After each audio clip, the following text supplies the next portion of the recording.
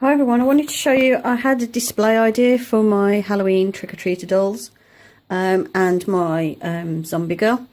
What I did is I took my old snail tank. This is the one I used to use when they were babies. Obviously it's all clean and everything and it's been sterilised. And the reason I don't use it anymore is A, it hasn't got a lid, and B, the snails are too big.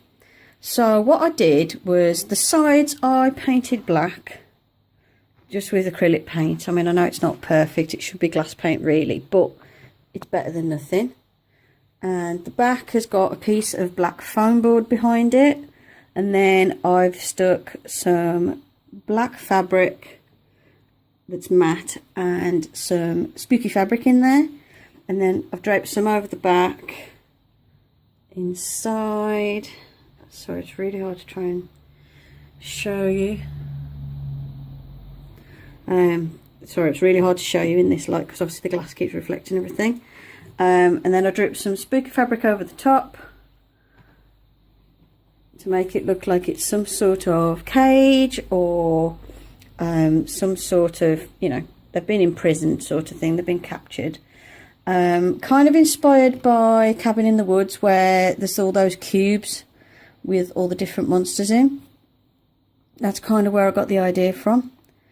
And then what I've done is selected the dolls to go inside. I've got my skull that I created in a recent tutorial. I've got that guy at the back. This creepy girl. The idea with this one is she started off as going out on a date on Halloween. That's why she's got her little black dress on. But then something happened and she turned into a monster. That is her date. And again, they went out on Halloween night just for a date, and then something happened and they ended up becoming the creatures that they wore the masks of. And then I've got my half zombie girl there, and I've got her against the glass like she's looking to see if she can get out, and it's in a tank like that. So that's one idea you could use for Halloween when you create your dolls, is you could put them in a tank and make it look like they're captured. So yeah, that's what I did with these. And then my other trick-or-treaters are going to go on the table here.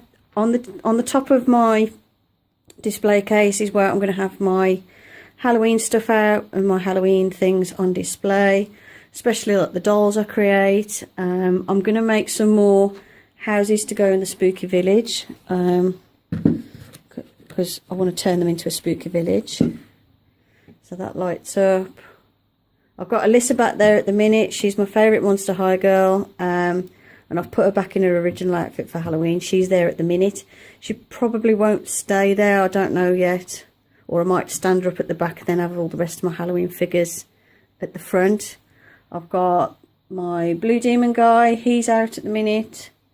These are my fake candles because I can't burn real ones. So I've got my candles and my house. If I turn the lights off, I'll show you what it looks like. So in the dark, at the moment, you can just see my house, the house I made, and my candles.